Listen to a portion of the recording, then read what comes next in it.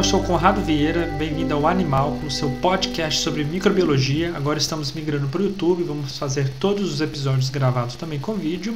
Se você ainda não é inscrito, se inscreve, deixa seu like aí no vídeo, tá bem legal. Ativa o sininho para receber as notificações. Aproveita para seguir lá no Instagram, basta escanear o QR Code aí, animalculo.podcast. Você vai ver um pouco dos episódios, dos bastidores também. Olá, esse é o Animálculo. Hoje é o primeiro episódio da segunda temporada. Nós vamos começar falando então do tema micorriza, lá do Oculto das Plantas. E quem está aqui para participar com a gente hoje é a professora Catarina. Bem-vinda, professora. Muito obrigada pelo convite. É uma honra estar aqui para falar um pouquinho para vocês, né, sobre as micorrizas. Meu nome é Maria Catarina Megumi Kassuya. Formei em agronomia, sou mestre em microbiologia agrícola e doutora em agricultura. Eu trabalho na Universidade Federal de Viçosa, no departamento de microbiologia. Bom, e agora quem vai participar também é o Paulo. Olá, pessoal. É um prazer imenso estar aqui com vocês. Meu nome é Paulo Prates, sou natural de Caculé, na Bahia, biólogo pela Universidade Federal da Bahia. Vim para Viçosa, para a Universidade Federal de Viçosa, cursar o mestrado em agroecologia. Fiquei para fazer o doutorado em microbiologia agrícola e foi inclusive nesse contexto que eu tive o prazer, o privilégio de conhecer a professora Catarina, que foi minha orientadora durante o doutorado, e de trabalhar junto com o Conrado, que fez o doutorado junto comigo, né? Entramos na mesma seleção de doutorado, concluímos o doutorado praticamente juntos. Então é uma satisfação muito grande estar aqui hoje com vocês, compartilhando algumas informações sobre as micorrizas. Eu que agradeço a participação. A professora Catarina foi minha orientadora desde 2012, então já tem um bom tempo aí de caminhada acadêmica junta. Então a gente queria, né, eu trouxe esse tema para a gente conversar um pouco.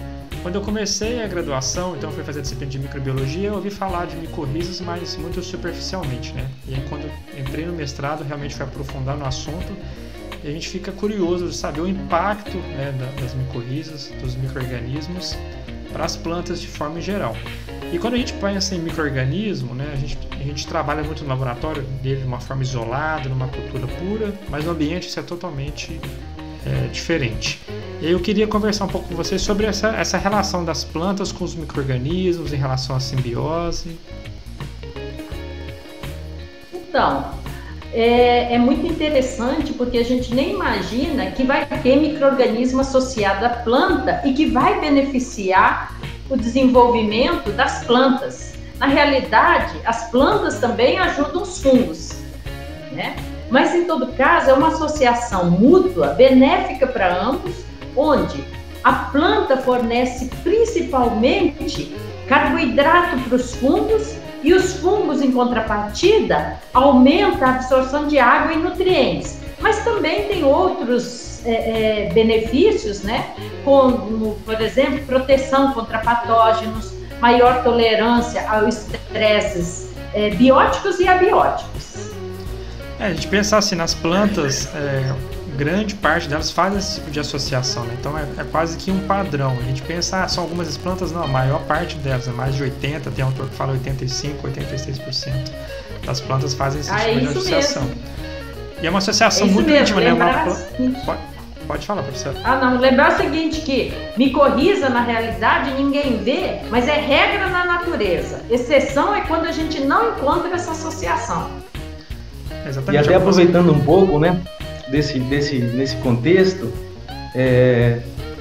o processo, né, se a gente for pensar em termo ecológico, evolutivo, o processo de ocupação aí do ambiente terrestre, né, pelas plantas, há 450 milhões de anos atrás, foi graças a essa associação. Então essa associação, né, é o plano básico, né, de interação planta-micro-organismos terrestres, e isso se faz assim presente de uma forma muito ampla, né? Isso abriu várias portas para as bactérias fixadoras de nitrogênio, para endofíticos. Então, assim, a relação é muito ampla, é muito grande. Realmente, Paulo, pensando do ponto de vista evolutivo, né, a gente teve uma descoberta de um novo ambiente, do ambiente terrestre, em função dessa associação.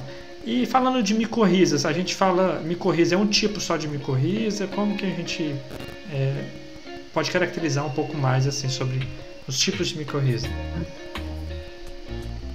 Então, temos diversos tipos de micorrizas, tem gente que classifica até 7 tipos de micorrizas. Mas como é que separa esse tipo de micorriza? Vai estar relacionado principalmente ao tipo de associação dentro do tecido da raiz, né? Como é que o fungo vai estar instalado ali no tecido radicular? Mas depende também da planta hospedeira, que grupo de plantas é. Mas as estruturas que aparecem, quais os grupos de fungo que se associam com as plantas e assim por diante, né? E aí, então, nós temos os diversos tipos de micorrizas, mas entre eles, nós temos estudado principalmente as micorrizas arbusculares, as micorrizas de orquídeas e as ectomicorrizas. Acho que são assim. Aí, diante desses três. Desculpa, Conrado, mas diante desses 3 grupos, eu acho que a grande dificuldade, às vezes, para quem está nos ouvindo, é que os nomes são nomes, assim, aparentemente complexos, né? Então, a gente talvez possa explicar um pouquinho mais o que é esse nome, né? O primeiro grupo que a professora falou foi das micorrizas arbusculares. E ela estava falando dessas características, né? Que a gente pode chamar de características funcionais. Então, por que arbusculares? Porque dentro das células da planta, né, do córtex ali da raiz, o fungo vai se ramificar e formar como se fosse pequenos arbustos, pequenas arvorezinhas. Por isso que esse nome, né, micorrizas arbusculares. Então, o segundo grupo que a professora falou foi as micorrizas de orquídeas, né, ou orquidóides. Aí, porque essa associação ocorre entre os fungos, os basidiomicotas, né, com as orquídeas. E o terceiro grupo, que é ectomicorriza, essa palavra ecto, né, remete a uma coisa externa. Então, externamente, esses fungos conseguem formar um manto e não penetram ali na parede celular da célula da planta. Então, por isso que é ecto, né? Fora da parede celular. Então, o nome parece difícil, os nomes, mas a gente pode entender isso de uma forma mais leve, mais gostosa. Mas só para complementar, Paulo, as ectomicorrizas, lembrar que ocorre principalmente em essências florestais. Então, são arbóreas e arbustos. As micorrizas arbusculares ocorrem praticamente todas as plantas de interesse agronômico, muitas arbóreas, e as micorrizas de orquídeas, como diz o próprio nome, só ocorrem em orquídeas. E o Conrado acho que pode falar um pouquinho mais de micorriza de orquídeas, uma vez que foi o tema da tese do Conrado. Sim, eu trabalhei, né, no mestrado e no doutorado com micorriza de orquídea. É um grupo assim, muito especial, né? O Celossi, que é o pesquisador, foi o orientador lá na França, ele fala que as orquídeas é um bom substrato para o desenvolvimento do fungo, porque é uma associação meio diferente das outras, onde a gente tem uma troca, uma estrutura de troca muito clara de nutriente, onde a planta vai, né, oferecer o açúcar ali na forma dos fotoassimilados e vai receber de troca outros compostos. Quando a gente fala de micorriza de orquídea, na verdade a planta vai digerir o fungo. Então é como se o fungo se desenvolvesse ali, a planta ia digerir o tecido que a gente chama de hifa e ali captar os seus nutrientes. Do ponto de vista evolutivo, é a associação mais recente, então a gente acredita que muitas coisas ao longo da evolução ainda vão se estabelecer, mas é um grupo muito peculiar e muito desafiador, né? A gente tem vários trabalhos falando da especificidade de uma planta, só vai associar com um tipo de fungo, e se for uma planta com um fungo que ela não tem a capacidade de associar, esse fungo não vai colonizar aquela planta, então não vai ter essa troca benéfica. E é um grupo ainda que tem muita coisa para ser pesquisado. Então, eu queria que a gente aprofundasse um pouco mais nessa questão da ecologia, assim. A professora já falou, mas a gente reforçar a questão do ponto de vista ecológico. Por exemplo, uma planta, se eu pegar e tentar criar uma planta na minha casa sem nenhum fungo, sem nenhuma espécie de micro-organismo ali, qual é o impacto dela? Ela vai se desenvolver como uma planta na natureza? O que a gente pode conversar sobre isso? Bom, vai desenvolver desde que a gente faça uma irrigação adequada, forneça nutrientes em quantidades adequadas, vai desenvolver. Só que o que mais nos preocupa é o que acontece na natureza. Quando chega na natureza, por exemplo, a própria orquídea, essas epífitas, vocês veem crescendo na casca da planta de uma árvore. Ou vocês podem ver, às vezes, a orquídea crescendo sobre uma rocha. De onde que eles pegam os nutrientes? E nem pelo radicular vocês conseguem observar.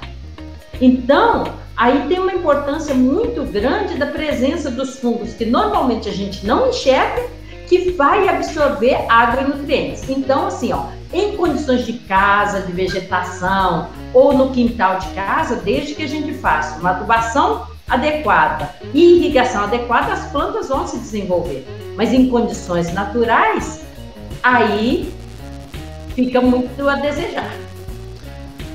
Eu acho assim que essa associação ela tem que ser benéfica para os dois, porque senão a gente fala que pode ser um parasita, um patógeno que vai roubar nutrientes de um do outro. E aí, de certa forma, a associação micorrízica vai promover, pela emissão de hifas, que são estruturas bem mais finas do que uma raiz de uma planta, colonizar regiões que são de difícil acesso, como a professora falou, uma rocha, você pensar em tirar nutriente de uma rocha, isso é muito difícil. Então os fungos vão liberar alguns ácidos que vão digerir, vão liberar compostos ali, e a planta pode então se beneficiar desse tipo de associação. E aí, Paulo, queria que você entrasse... Pode falar, professora. Só um pouquinho. Quando você falou em hifa, é complicado o pessoal entender, mas é só lembrar do mofo. Quando vocês observam o mofo, vocês veem aqueles fiapinhos tipo cabeleira. Então, a cada fiozinho daquilo é que a gente chama de hifa. E os fungos, que a gente chama de fungos filamentosos, todos esses fungos, então, formam essas hifas. E essas hifas são importantes. No caso dos fungos micorrízicos, vão lá do solo, ou da rocha, ou da casca, trazer nutrientes para as plantas. E no caso desses mofos que aparecem, por exemplo, no pão, as hifas são utilizadas também para absorver nutrientes para o crescimento do próprio fungo. Tá? Só para o pessoal entender o que seria a hifa. Bem lembrado, professora, porque a gente conversa, a gente está num ambiente que todo mundo trabalha a mesma coisa e acaba esquecendo. Muito obrigado pela explicação aí. Então, dando continuidade, Paulo, eu queria que você só abordasse um pouco mais sobre os fungos FMA, os fungos micorrízicos arbusculares, que é tema da sua pesquisa, do que você tem trabalhado há alguns anos já junto com a professora lá no laboratório, que você falasse um pouco para a gente. Claro, Conrado. E até lembrando sobre a questão do título, do nosso podcast de hoje, que é Micorrizas, o lado oculto das plantas, aí tem tudo a ver com essa ecologia, porque é algo que a gente não enxerga, mas que está ali, fazendo essa troca que você bem lembrou. E a gente pode até ampliar esse entendimento. Alguns pesquisadores, de uma forma bem divertida e lúdica, falam que as micorrizas, na verdade, são a internet do solo, porque um fungo consegue ligar uma planta a outra. Então, essa conexão permite, por exemplo, o compartilhamento de informação, ou de informações. Que tipo de informações? O ataque de uma praga, de um outro patógeno. Então, a partir desse fungo que conecta uma planta a outra, a gente consegue, as plantas, conseguem obter esse tipo de informações. E até do ponto de vista ecológico, vamos imaginar aí a floresta amazônica toda exuberante, a quantidade de luz que chega lá no solo da floresta é muito pequena. Então, como é que aquelas plantas diminutas vão crescer nesse contexto? E aí é graças, muitas vezes, à presença desses fungos micorrízicos, que conseguem transferir uma planta já adulta para uma planta juvenil, que não está recebendo luz de uma forma adequada. Então, é nesse contexto de interações, de mutualismo, de troca entre as plantas, que a gente pode falar dos fungos micorrízicos arbusculares. Esse nomezão assim que parece complicado, mas que não é se a gente pensar em termos de interação. E em termos de conhecer esses fungos, comparativamente, eu acho que eu conheci relativamente tardio, conheci esses fungos durante minha pesquisa de mestrado, graças aí ao trabalho junto com a professora Catarina, professor Rafael, professor Eduardo. E assim, eu me apaixonei assim, de uma forma incrível. Então é uma satisfação muito grande falar desse grupo, porque é falar de ecologia, é falar de interação, é falar do início da vida, de ocupação aí no ambiente terrestre. Então, durante o meu mestrado, eu avaliei esses fungos em sistemas de cultivo. Então, são uma boa ferramenta para a gente estar avaliando também a funcionalidade, a ecologia em sistemas de cultivo, né, pensando em produção agrícola. E durante o meu doutorado, eu trabalhei com espécies florestais nativas. Por exemplo, trabalhei com vinhático, né, a Plantimenia reticulata, e com a braúna, a Melanoxylon braúna, e todas as duas, né, apresentam um certo grau, né, principalmente o vinhático, um certo grau de dependência ao fungo. Então, quando a gente, na ausência desses fungos, a planta muitas vezes não tem um crescimento adequado. Então, isso indica para a gente o papel, a importância, né, desses fungos. A gente costuma até, quando está estudando esses fungos, falar de dependência micorrízica. Então, a gente tem algumas plantas que têm uma dependência desses fungos relativamente grande, e algumas, né, que durante o processo evolutivo aí até perdeu um pouco dessa necessidade, né? São consideradas plantas não micorrízicas. Uma bastante fácil, né, da gente entender, ou tomar como exemplo, é a couve, né? Bastante comum aí no prato, sobretudo dos mineiros, né? Uma planta que não forma micorriza normalmente. Então, eu acho que é esse o contexto, né, Conrado, desses fungos, né, que eu tive a oportunidade de trabalhar e que eu falo assim com um prazer extremamente grande. E Paulo, é bem lembrado a questão da internet, né? A gente tem o filme Avatar, que mostra uma cena da floresta toda conectada. Eu acho que é uma forma bem lúdica de a gente imaginar esse emaranhado que é debaixo do solo, né? A gente pensa o quanto de coisa a gente consegue ver para cima, mas para baixo acho que é muito maior, né, o volume de material, de vida que a gente tem ali no solo. E Paulo, trabalhando com essas espécies, assim, trabalhando, né, em campo, indo conversar com o produtor, o que você percebeu, assim, que eles já conheciam, já ouviu falar sobre fungo, eles tinham uma noção dessa importância para as espécies vegetais, da presença de um micro-organismo, mesmo que eles não soubessem sobre o nome especificamente? Assim, eu vejo dois cenários, né? O primeiro, eu tive a oportunidade, durante o mestrado, de trabalhar com produtores rurais lá da cidade de Araponga. E a cidade de Araponga, o pessoal do CTA, que é o Centro de Tecnologia Alternativas, né, aqui da Zona da Mata, já fazia um trabalho de extensão rural, de base, de participação, né, muito grande. Então, um ou outro produtor já tinha ouvido falar de micorrizas, né? Esse nome já não era estranho, né? Então, eles falavam das conexões das micorrizas, embora, assim, claro, não entendesse em profundidade, né, o que fossem as micorrizas. Então, a gente vê, inclusive, nesse contexto, a importância da extensão universitária, da extensão rural, né, para a gente construir esse ambiente de troca mesmo. Inclusive, até pensando aqui nesse podcast, né, que é esse cenário de popularização mesmo. Então, a micorriza está tão presente no nosso dia a dia e pouca gente conhece. Então, o CTA já tinha trabalhado um pouco com isso e alguns produtores já tinham ouvido falar. Então, nesse sentido, foi uma experiência muito, muito positiva. Por outro lado, trabalhando com outros produtores de muda, por exemplo, onde não foi feito esse tipo de intervenção, né, de diálogo, aí realmente eles não tinham noção nenhuma, não só das micorrizas, mas dessa interação entre planta e micro-organismos, né, que desde o início que a gente está aqui falando, é fantástica, né? Então, depende muito do cenário e isso reforça, para mim, a importância da extensão universitária, de programas como o podcast, né, para estar popularizando a ciência.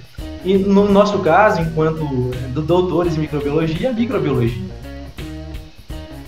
E é muito interessante, né? Depois que a gente teve essa interação com os produtores, cada vez que a gente falava uma coisa, eles passavam a enxergar. Então, e realmente viram a importância.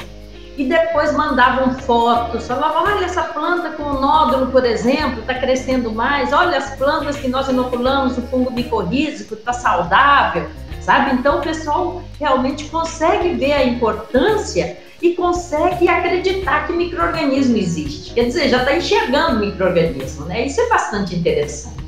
Essa é uma satisfação para a gente que trabalha nessa área, trabalhar com produtores rurais, diretamente. Com certeza, eu acho que quando a gente dá informação, a gente abre os olhos das pessoas para começar a observar sobre alguma determinada situação, sobre algum fenômeno, né?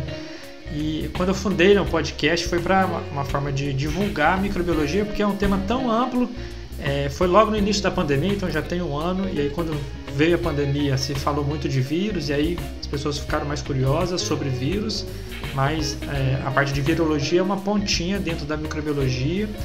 E aí quando eu conheço muitas pessoas, eu quis trazer alguns assuntos, umas curiosidades, né? E hoje estou muito feliz de a gente poder sentar, né, em casa, conversar com vocês, que a gente trabalha já tem um bom tempo, para poder falar do impacto da microbiologia de forma aplicada, não só como uma ciência concentrada dentro da academia, só publicar um artigo, aquilo vai para sua gaveta, para o seu currículo e acabou, né? Eu acho que os olhos têm se voltado muito para a ciência hoje em dia, né? A discussão tem se aprofundado na importância da ciência, a resposta rápida que a gente tem que ter, mas as pessoas às vezes nem sabem muito bem do que a ciência trata, e eu acho que o intuito do podcast é trazer um pouco disso para a gente. Voltando ainda falando de... Pode falar, Paulo. Aproveitando, você falou em vírus, né, em pandemia e tal, e me lembrou uma situação engraçada. A professora Catarina até conhece, mas trabalhando com os produtores, a gente foi montar experimento em parceria com os produtores, o que é algo assim, bastante positivo. E por ser experimento, né, a gente tinha que ter o cuidado, a gente teve o cuidado, né, de separar o substrato com os fungos, né, com os fungos micorrízicos, e o substrato onde a gente não tinha esses fungos disponíveis, né? Então, o nosso cuidado era do substrato inoculado, entre aspas, né, não contaminar o outro. E a gente ali na correria de montar o experimento, né, que foi durante 3 dias num viveiro, a gente se deslocou daqui de Viçosa para Belo Oriente, lá no Viveiro Ouro Verde. Então, assim, de uma forma rápida, então a gente não teve como explicar muita coisa para os trabalhadores ali daquele ambiente. Então, durante o tempo todo, a gente estava falando, gente, vamos ter cuidado para não contaminar. E mexendo com o solo, a poeira era muito grande, então a gente estava usando máscara. Isso foi bem antes da pandemia, né? E um dos trabalhadores ficou muito assustado, né? Tanto é que no outro dia ele não apareceu para trabalhar, ele pediu para mudar de setor, preocupado com essa contaminação desse micro-organismo, né? Então, assim, isso reforça também, é uma história que para a gente é engraçado, mas reforça também a importância, né, da gente realmente fazer com que as pessoas entendam o contexto do trabalho e que nem todos os micro-organismos são maléficos, porque na cultura popular é essa visão que a gente tem, né? Que os micro-organismos são os vilões, é a bactéria, tem que lavar a mão, é o coronavírus, né? Então, assim, demonstra também a gente mostrar o outro lado, que é o lado, né, dos micro-organismos benéficos. Que é a maioria. Que é a grande maioria. Então, assim, pra gente é uma piada de biólogo aí, de microbiologista, né? Mas que vale a pena ressaltar só para ver a importância da divulgação científica, inclusive. Com certeza, Paulo, porque a gente pensa, se falar para uma pessoa leiga, né, micróbio, né, eu acho que é uma palavra muito interessante. Ela vai pensar em doença e, na verdade, é porque aquilo traz para ela um impacto direto dela estar com uma infecção, dela estar com uma cárie no dente. Mas, na verdade, quando a gente fala de microbiologia, a gente está falando, como a professora falou, de muito mais coisas que são benéficas para a gente, todo mundo acaba se beneficiando. Paulo, esses fungos que a gente consegue colocar na planta, você falou o solo, ele estava um solo com fungo e um solo sem esse fungo. Como a gente consegue colocar esse fungo no solo e consegue tirar esse fungo de uma outra porção do solo, por exemplo? Ótima pergunta. Na verdade, quando a gente fala de micorrizas arbusculares, a gente até comentou assim no início que eles auxiliaram as plantas a ocupar o ambiente terrestre. Então hoje a gente pode dizer, uma palavra até assim que parece complicada, que eles são cosmopolitas, eles são ubíquos, né? Então, de forma geral, em diversos solos a gente vai encontrá-los. Então essa é a regra, né? Só que a gente pode também, de alguma forma, multiplicar esses fungos ao longo da conversa a gente pode até explicar um pouquinho mais dessas formas de produção, né? Pode ser uma técnica mais rústica, que necessariamente vai precisar de alguma planta. Outra característica também desses fungos é que eles são biotróficos obrigatórios, ou seja, eles precisam estar associados a alguma planta para completar seu ciclo de vida, para desenvolver no ambiente. Então a gente consegue multiplicar esses fungos quando eles estão associados com as plantas. Outras condições é o que a gente chama de cultura axênica, né, onde a gente esteriliza tudo e cultiva esse fungo associado com a planta. Então, nesse cenário de projeto de pesquisa, né, a gente conseguiu multiplicar esses fungos associados com as plantas e utilizou como fonte, né, de inóculo, como fonte de propágulos desse fungo, para tentar beneficiar essa planta, para que essa planta tivesse um crescimento mais adequado, né, já que a gente estava trabalhando com espécie florestal nativa e muitas delas têm uma dependência micorrízica relativamente grande. Então, é um pouco disso, assim, Conrado. Ô Paulo, acho que é bom complementar o seguinte, né? Como é que a gente multiplica dessa forma mais simples? É pegar determinados grupos de fungo que a gente sabe que existe nesse solo e multiplicar, por exemplo, em casa de vegetação, em condições controladas, numa planta que tem um sistema radicular intenso, como as gramíneas de modo geral, seja sorgo, braquiária, alguma planta assim. Por quê? Aí a gente favorece a multiplicação de hifas e também de esporos que esses fungos produzem.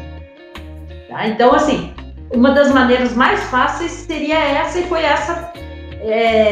dessa maneira que nós multiplicamos uma grande quantidade, né, de fungos para os nossos experimentos. Mas realmente esse fungo é totalmente dependente da planta para o seu desenvolvimento. Entendi. E se, por exemplo, quando a gente fala fungos micorrizas arbusculares, a gente está falando no geral, mas se eu quiser saber, que fungo é esse, né? A gente, como espécie humana, quer sempre dar um nome, né? Então, se eu quiser identificar ou chegar, né, na taxonomia, num gênero, numa família, isso é fácil de fazer com fungo micorriza arbuscular, Paulo? Só um pouquinho, Conrado, antes de entrar nisso, só lembrar o seguinte, que é interessante que esses fungos micorrizas arbusculares colonizam a maioria das plantas. E existe uma baixa especificidade. Quer dizer o quê? Que eu posso coletar esses fungos lá na mata e inocular, por exemplo, em tomate.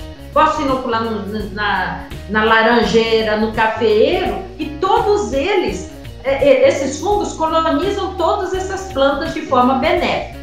É certo que a eficiência de uma espécie de fungo pode ser diferente, ou ter uma eficiência, né, diferente para outra espécie de planta, certo?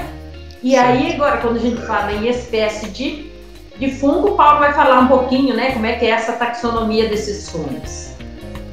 Então, hoje, assim, no laboratório, a pessoa que tem mais experiência com a taxonomia desses grupos, né, a taxonomia é essa arte, né, de identificar e dar nome para os organismos, né? E os fungos micorrízicos arbusculares não fugiriam da regra, né? Então a gente pode classificá-los também, dar nomes, alguns nomes curiosos, né, para eles. E a pessoa que tem uma experiência maior hoje no laboratório é a Karen, né? Então, assim, não é nada simples, tanto é que a gente tem poucos taxonomistas na área de fungos micorrízicos arbusculares. Por quê? A gente normalmente faz uma técnica, né, chamada de peneiramento úmido, que serve tanto para quantificar esses fungos como para identificar. Uma vez que a gente tem esses esporos, aí a gente tem que olhar muitos detalhes, né? O esporo é aquela estrutura, né, de reprodução, de crescimento do fungo. Então ele tem camadas. Então a gente vai olhar as camadas, as lâminas que estão presentes ali, vai olhar a coloração, vai olhar um monte de características que permite dizer, é essa espécie. Então, é um Glomus, que é um grupo, né, bastante comum, é um Rhizophagos, é um Alcalospora, é um Gigaspora. Então, a gente consegue fazer a partir disso.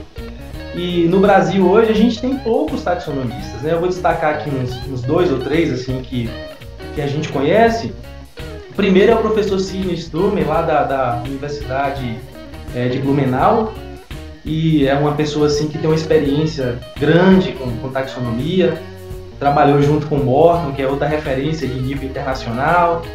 Então, é uma referência para nós também aqui do laboratório de micorrizas, né, da UFPV. Tem o Bruno Tomil Goto, que está lá na Universidade Federal do Rio Grande do Norte. Tem a turma lá de Pernambuco, da professora Leonor Maia, que tem alguns especialistas, né? Por sinal, o Karen é fruto desse grupo de pesquisa. Então, assim, de forma geral, a gente tem poucos especialistas, né? A gente precisaria incentivar mais a taxonomia clássica, né? E em termos de identificação, Conrado, é algo que você domina bastante, a gente tem as técnicas de biologia molecular, né? Então a gente pode extrair o DNA desses fungos e sequenciar e identificar, então, as espécies, né? Algo que tem crescido bastante.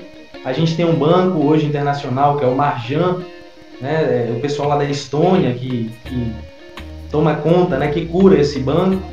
A professora Marja Opik lá, né? Então, assim, a gente tem várias iniciativas também em termos de sequenciamento para identificação e classificação desses fungos. Eu acho que são, assim, técnicas complementares, né? Quando você quer entender um pouco mais sobre o fungo da biologia, você ter ele isolado é o ideal. Mas para um estudo de diversidade, para ver quais são os principais grupos, a gente pode trabalhar com essa extração. A gente tira o DNA daquela amostra do solo, da planta, faz essa extração. Depois tem um processo de amplificação, que é o famoso PCR, que a gente tem ouvido falar muito de PCR. E aí faz o sequenciamento, que é colocar aquele DNA que foi extraído. Tem até aquele experimento de extrair o DNA da banana, da cebola, a gente pode até fazer em casa.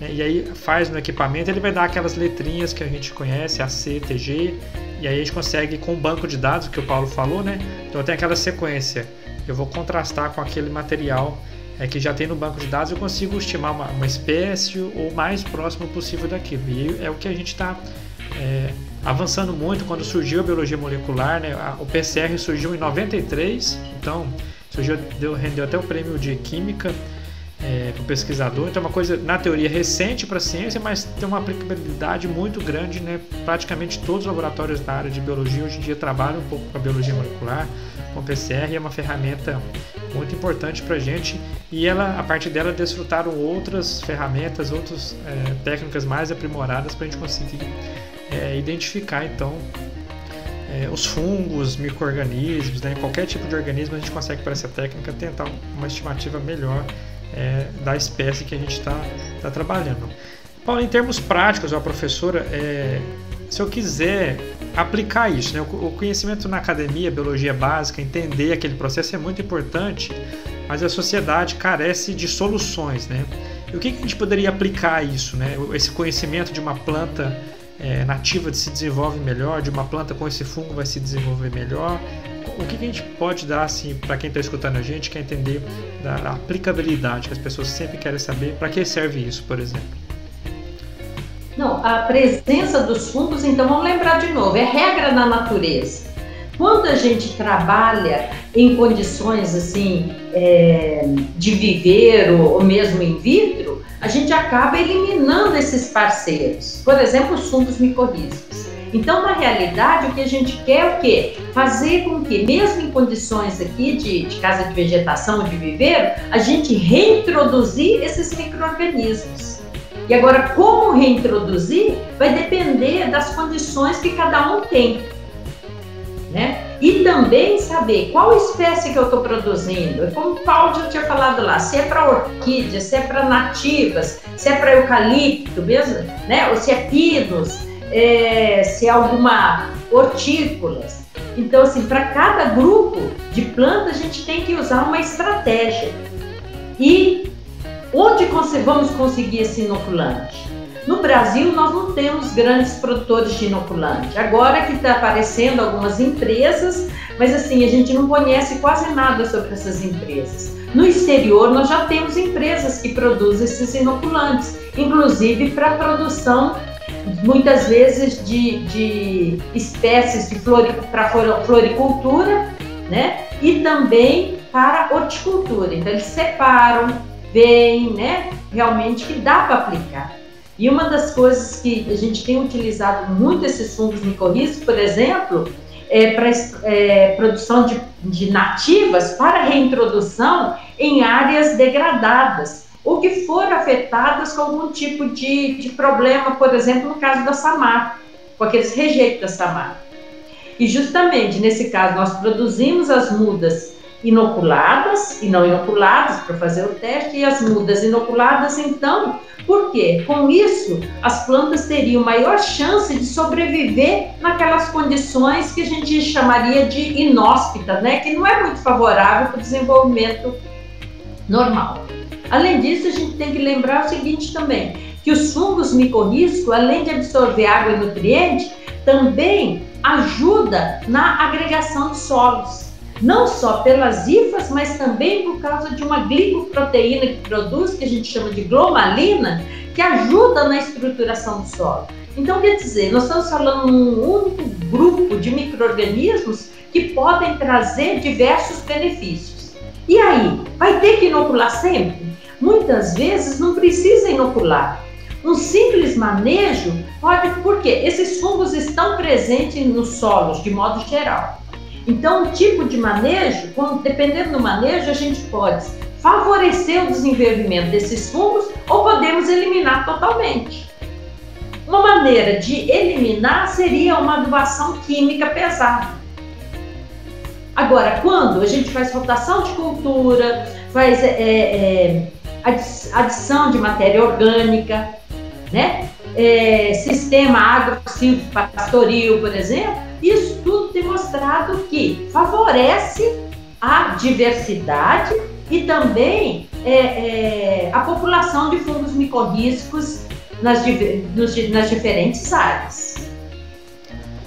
Perfeito, professora. Eu acho Maravilha. Assim... Pode falar, Paulo.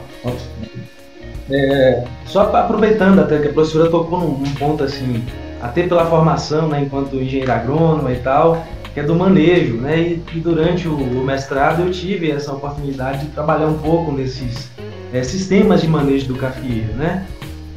Então realmente a gente conseguiu perceber que aqueles sistemas menos intensivos, né? O que é um sistema que a gente está chamando de menos intensivo, né? Onde a adubação, né, é muito mais equilibrada, evita-se o uso de agroquímicos, né, de agrotóxicos, e muitas vezes essa planta, que é o cafeeiro, está lá consociada com o quê? Com adubo verde, com plantas arbóreas, né, que é o que a gente chama de sistema agroflorestal. Então tudo isso favorece o manejo.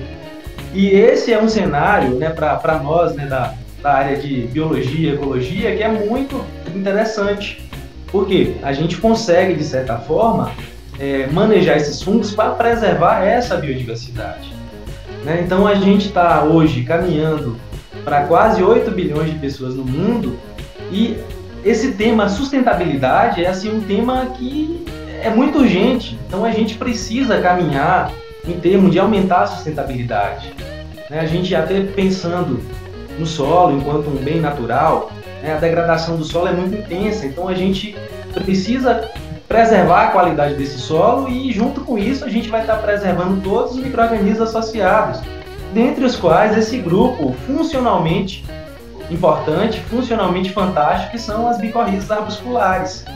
E aí, dentro daquilo que a gente tinha conversado antes, que é a característica biotrófica desses fungos, isso limita um pouco, né, transformar isso em biotecnologia. Então a gente hoje, transformar isso em um produto comercial, a gente tem alguns gargalos, né, alguns gaps para vencer. No Brasil hoje, né, aproveitando a fala da professora, a gente só tem um produto que eu conheço, que é comercializado, inclusive foi em parceria com a empresa de Israel.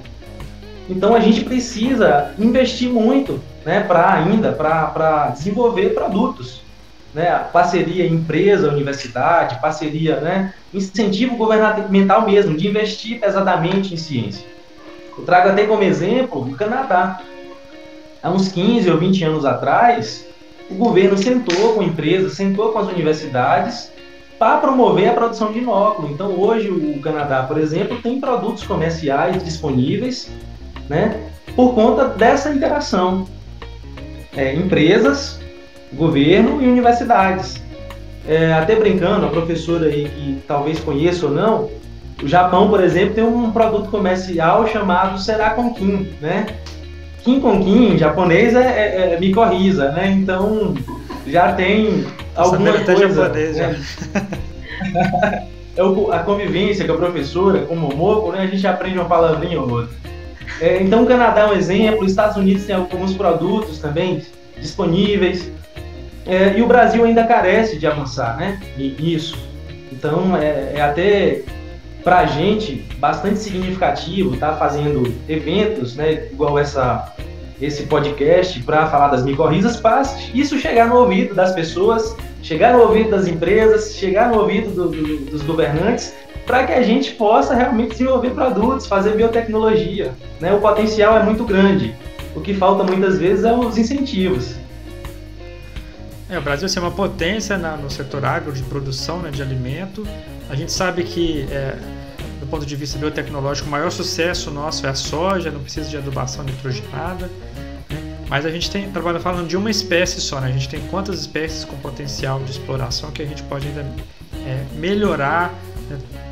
Tornar um produto ainda mais de cultivo mais fácil, mais competitivo. Então a gente ainda realmente tem muito para investir, mas eu acho que esse cenário tem se mudado. Acho que nos últimos 10 anos tem sido bem relacionado essa presença dos micro-organismos de importância para as plantas, para o seu desenvolvimento. Quando a gente fala de orquídea... Oi, professora. Só para complementar aí, inclusive porque agora então, com o aumento no custo, tanto com fertilizantes quanto com pesticidas, a utilização de micro-organismos, nossa, é importantíssimo, né? Isso daria uma economia muito grande para os agricultores, principalmente porque a agricultura brasileira nada é subsidiado, é por conta do produtor. Então isso faz uma diferença muito grande com o exterior. Então, acho que assim, é bom ressaltar isso, mostrando que, com os micro-organismos, incluindo os fungos micorrízicos, os agricultores poderiam economizar tanto com fertilizante quanto com pesticidas.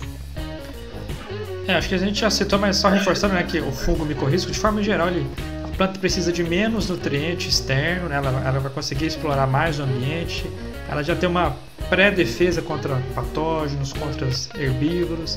Então isso traz uma produção de uma planta mais robusta, uma produtividade maior e um custo operacional muito menor, que para algumas culturas como a soja é muito bem estabelecido, mas que para outras ainda a gente pode avançar. E eu queria só citar, não está muito no cerne do que a gente está conversando hoje, mas eu queria só falar a dificuldade de fazer esse tipo de pesquisa, professora, em relação ao acesso ao patrimônio genético, né? No Brasil a gente tem uma legislação muito rígida quanto a isso e que a gente sabe da importância, mas que para quem está aqui dentro querendo fazer, né, com que a academia promova o desenvolvimento tecnológico é muito difícil, né? É complicado porque muitas vezes a gente está trabalhando com micro-organismo que a gente não conhece. A gente sabe que é benéfico, então fica até difícil de escrever para colocar nesse banco. E muitas vezes eles exigem que a gente faça isso, então as coisas são meio burocráticas, mas o pessoal tem estudado esse processo para ver se minimiza essas burocracias para fazer com que os pesquisadores realmente consigam desenvolver, né, as tecnologias de modo geral, utilizando micro-organismo, plantas, animais, inclusive porque no caso de micro-organismos, quem garante que esses micro-organismos realmente são nativos ou não? Como é que você consegue saber? Sabe? Então, assim, mas o pessoal tem estudado essa parte do patrimônio genético para ver realmente como é que a gente pode, como é que se dizem? Acessar esse material. Acessar esse material com menor dificuldade, porque pirataria existe e não são os pesquisadores que querem fazer pirataria. Quem faz pirataria nem aparece aqui no nosso meio, né? Essa que é a questão. Com certeza, professor. E aí, já caminhando já para o fim da nossa conversa, assim, eu queria que a gente conversasse e aí aproveitar, agradecer vocês pela oportunidade de estar aqui dentro do podcast e falar do livro, né? Então, lançando um livro, queria que vocês comentassem um pouco sobre o livro, do que se trata, o que a gente pode encontrar dentro dele, assim. Tá? Assim, Conrado, o título do livro é até Micorrizas Arbusculares, Conceitos, Metodologias e Aplicações. Então, principalmente para quem está lendo o título, parece que é algo muito técnico. De fato, tem um conteúdo que é relativamente técnico, mas a gente também busca, né, situar nesse livro essa conversa que a gente está tendo aqui agora, mais introdutória, né, até de uma forma um pouco, nas palavras do professor Sidney, né, algo assim bem peculiar, né, bem mais lúdico do que é o comum para o livro, exatamente para a gente aproximar um pouco com o público, né, de forma geral, e não falar só a linguagem de técnica. Então, é um livro que a gente dividiu em capítulos. Então, esse primeiro capítulo tem essa característica, né, de ser um capítulo de apresentação, e logo na sequência a gente tem 4 capítulos, que aí sim são um pouco mais técnicos, né? Um que a gente fala, né, dessa taxonomia que você citou, dessa contagem, né, de estruturas, que são os esporos. A gente fala da colonização micorrízica também.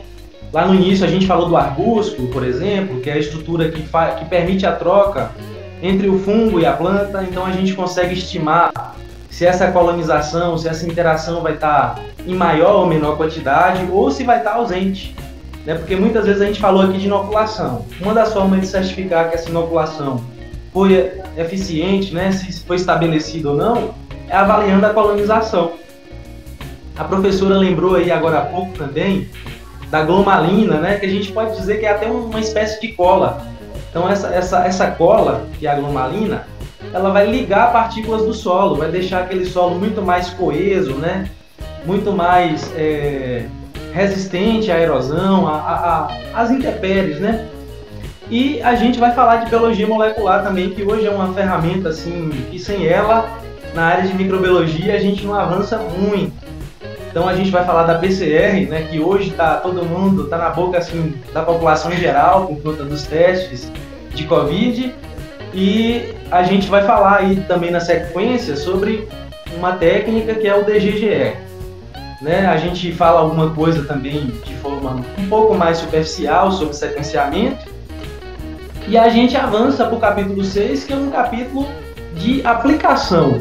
Então, essa parte final que você ressaltou aí, Conrado, da aplicação, como é que usa, como é que não usa, a gente vai estar abordando isso no capítulo 6. Então, o manejo desses fungos, né? Como manejar no ambiente natural, no ambiente agrícola, né? Como usar isso para produzir plantas, tanto de interesse agronômico, exemplo de morango, mamão, principalmente aquelas de interesse agronômico, que tem uma fase de viveiro. Isso facilita, né, pela quantidade de inóculo que a gente vai aplicar, as espécies florestais e, inclusive, na recuperação de área degradada, né? A UFV está situada aqui na bacia do Rio Doce, a gente sabe, né, do rompimento da barragem, depois do rompimento da barragem de Brumadinho. Então é um tema que tem um apelo muito grande também, a recuperação de áreas degradadas, e a gente aposta nesses fungos como uma ferramenta que vai auxiliar, né, nesse processo de recuperação de áreas degradadas. E aí a professora pode falar mais, que tem muito mais bagagem, né? Os convites que ela recebeu ao longo desses anos de laboratório foram muitos, né, para estar escrevendo um livro de micorrizas, mas a gente sabe que a vida de professor universitário não é fácil, então ela tem um monte de atividades e vagarosamente, né, principalmente a partir de 2016, com a criação do NEMA, é que essa ideia foi ganhando corpo, né? Eu estou com o livro até aberto aqui. Aí, Paulo, só cita pra gente essa capa, esse desenho, o que representa, assim, o que a gente tem de estrutura aí pra gente poder ilustrar um pouco mais. É uma capa que está, assim, em termos de layout, está muito, muito caprichoso, né? Por sinal, foi uma arte de Conrado, a gente até agradece ele, e pela representar as estruturas muito características dessa associação. Então, essas estruturas, assim, bastante ramificadas, que está na cor preta aí, que vocês estão visualizando, são os famosos arbúsculos, que dá nome a essa associação. Aí a gente tem em cinza ali as estruturas de reserva do fungo. O fungo também não é bobo, né? Então ele armazena alguma coisa ali para período de escassez, que são as vesículas. Então essas estruturas que estão em cinza são as vesículas. E essas duas estruturas estão dentro do córtex da raiz, estão dentro da raiz da planta. Então essas estruturas aí de cor meio alaranjada são as células do tecido vegetal. Do lado externo, pessoal, o que a gente consegue ver? A gente consegue ver os esporos, que são aquelas estruturas tipicamente, né, desses fungos também, que permite a gente identificar, por taxonomia clássica, as espécies. E essas estruturas fininhas são as hifas, né, que a professora lembrou bem, né, que é o mofo lá do pão, que a gente vê as estruturas finas, né, são essas hifas aí. Então, essa capa representa todo esse universo de interação, né, das micorrizas arbusculares. Então, a professora com certeza vai complementar, isso é muito bom para a gente. Não, mas essa ideia do livro foi muito bom, porque o Paulo é bastante ativo, então eu falei assim, não, vamos escrever o livro. Realmente a gente tem um conhecimento acumulado de muito tempo, porque a gente utiliza diversos livros, principalmente estrangeiros, só que muitas vezes a gente faz as adaptações. E cada estudante que passa aqui vai fazendo as adaptações, melhorando e assim por diante. Então nós conseguimos reunir nesse livro assim, muitas informações, inclusive ex-alunos fazem parte da escrita desses capítulos, porque eles participaram do desenvolvimento dessas tecnologias adaptadas, vamos dizer assim. Eu acho assim, eu pude participar um pouco. Pode falar, professor. Não, que esse livro, a gente está falando que tem o lado aplicado, não sei o quê, mas é essencial para, inclusive, pesquisadores e estudantes que vão trabalhar ou estão trabalhando com micorrizas arbusculares. Vai ajudar bastante. Então, eu acho assim, que vai ser uma contribuição expressiva do nosso grupo, né? Que é um laboratório que foi criado em 1979, que existe até hoje, e pelo menos vai deixar aqui alguma coisa para o pessoal como herança do laboratório. Eu acho assim, que é o grande legado, é um livro que eu pude participar, né, da execução, um pouco da parte de diagramação.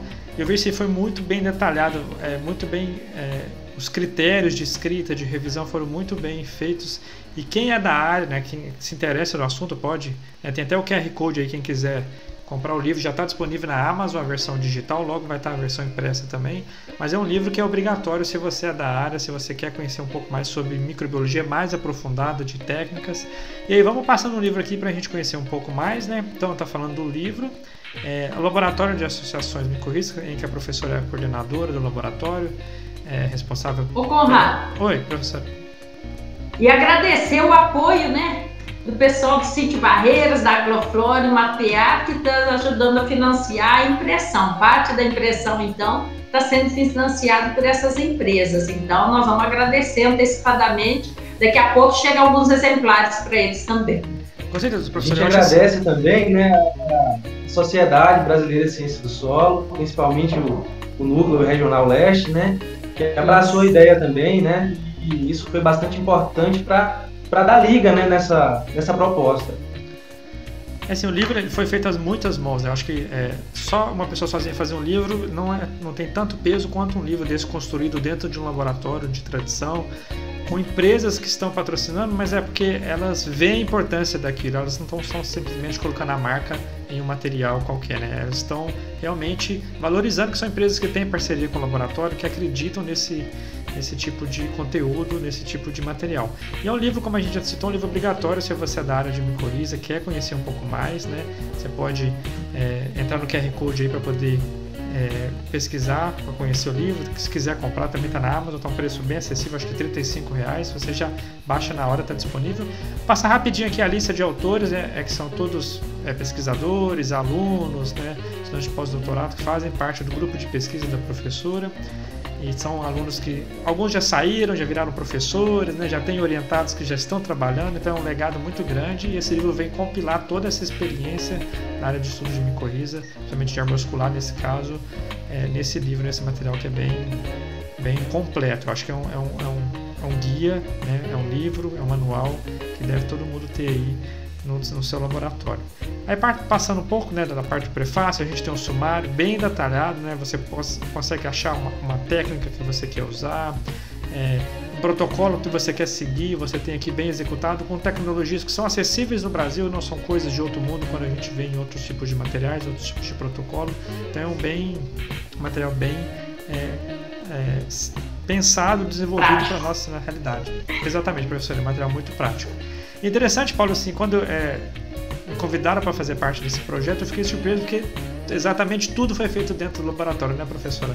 A parte de escrita, toda a parte de revisão, a parte de ilustrações, então todos os desenhos, as imagens foram todos feitos pelos alunos, tem a parte de diagramação, e isso é uma coisa que a gente pode chamar que é um diferencial desse livro, é que uma figura não foi feita por uma pessoa que não é da área, ela foi feita, foi pensada, foi revisada por pessoas que são da área, que traz o material, uma fidedignidade, uma questão de ser muito próximo da realidade, né, e de ter essa revisão de várias pessoas. É um livro muito bem construído. Vocês podem ir comentando enquanto eu vou passando aqui para as pessoas verem um pouco do conteúdo do livro. Não foi feito então com união realmente de diversos pesquisadores, estudantes, foi feito com muito amor, teve leituras, críticas, substitui uma figura, vai outra, foi um vai e vem. Paulo, quando que nós começamos a escrever esse livro? Eu acho que o primeiro esboço mesmo, professora, foi durante o SIMB de 2016. A gente tinha que ministrar um curso de micorriza. Eu falei, gente, vamos fazer uma apostila. Né? E a gente fez uma apostila que foi tanto para a parte de orquídea, né, de micorriza de orquídea, quanto para a parte de micorrizas arbusculares. E o legal disso é que essa apostila, que nasceu lá em 2016, na verdade se tornou 2 livros. Que tem um livro de orquídea, né, que foi publicado no ano passado, no grupo de orquídeas. Conrado fez parte também dessa publicação. E hoje, né, a gente está divulgando para vocês o livro de micorrizas arbusculares, que também foi a outra parte dessa apostila. Então a gente vem construindo isso, né, assim, em termos de escrita mesmo, desde 2016. Então um processo muito trabalhoso, né, pouco a pouco, mas as ilustrações, algumas técnicas, aí já tem bastante tempo, né, professora? Lídice, outras pessoas que passaram pelo laboratório e que contribuíram com certeza, né, para que isso hoje a gente tivesse enquanto uma obra, né? Que a gente lembrava das pessoas que desenvolveram a técnica e fizeram utilizaram determinadas metodologias, e os que a gente tinha contato, então nós contactamos para pegar mais informações, porque o caderno de protocolo está aqui, mas alguns detalhes passam, né? E aí então nós contactamos essas pessoas, né, para poder resgatar algumas metodologias, e todos eles foram bem assim, receptivos, né, e contribuíram para a construção desse livro. Perfeito, professor. Eu acho assim, é um material muito completo. Eu acho que realmente, se quando eu e o Paulo tivesse entrado na pós-graduação, tivesse esse livro, tinha facilitado muito para a gente, né? Mas é um legado para as próximas gerações de pesquisadores nessa área. Sim, e outras pessoas aí que foram passando, né, Conrado, que vai deixando também uma sementinha, né, plantada. Então, algumas pessoas que eu não tive a oportunidade de conhecer, mas tem a Francilina, que a professora sempre está falando, pessoas que a gente conheceu em algum momento, o exemplo do Cal, né, que é orientado do professor Sidney, pessoas que a gente de alguma forma auxiliou, a exemplo de Larissa, orientado do professor Rafael, do Leandro, que é biólogo e tem um dom muito grande para a ilustração científica, que a gente apelou para ele também, a Liz, que eu já tinha comentado, Mariana também, que ajudou nessa ilustração, Rosemary, que a professora acredito que tenha sido participado da banca, sido orientadora também. Então, assim, professor Sidney, que inclusive prefaciou o livro, ele teve o cuidado de ler o livro todo, dar dicas, fazer sugestões. O Ender, né, que é arquiteto, mas tem experiência também com ilustrações. Então, assim, a quantidade de gente que de alguma forma colaborou, né, colocou ali um tijolinho, né, para a construção desse livro foi bastante grande. É um prazer imenso para a gente ver a obra, né, já disponível na plataforma e na Amazon, e em breve, né, impresso, né, para a gente usar, inclusive, como um manual, como um guia, né, de laboratório. Então, que vai ser impresso na forma de espiral mesmo, né, Paulo? Para facilitar o manuseio nos laboratórios. É um livro de consulta que está na bancada do lado dele. Ele vai sujar com corante, ele vai ter uma marca de caneta, mas é um livro realmente que foi pensado de uma forma bem prática. Bom, eu queria agradecer então a professora Catarina, ao Paulo, por ter topado participar aqui do podcast. É uma honra muito grande estar lançando esse livro de tal importância aqui dentro do Animálculo. Fica aberto o convite para a gente fazer novos episódios, falar de corrida de orquídea, falar de outros tipos de micro-organismos. A gente tem muito ainda o que divulgar. Eu queria só agradecer vocês pela participação. Nós que agradecemos, Conrado, pela sua pela oportunidade que você está dando, né? E também pela facilidade que você tem para mostrar para o público de modo geral realmente o que é micorriza, qual que é a importância. Então isso é muito gratificante para a gente poder fazer essa divulgação. Conrado, eu aproveito para agradecer também, inclusive assim, um agradecimento duplo, né? O primeiro agradecimento pelo convite, né?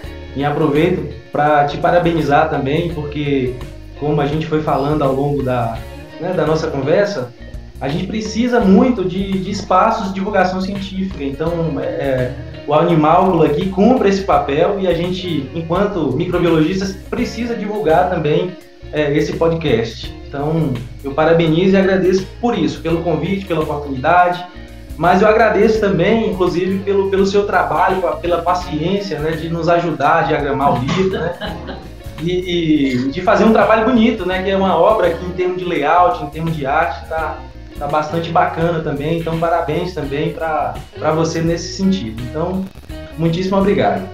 Mas como o Conrado disse, ele ainda continua fazendo parte do grupo. Então, isso me dá uma satisfação muito grande, sabe? O pessoal saiu do laboratório, mas não saiu do laboratório. Isso que é o melhor.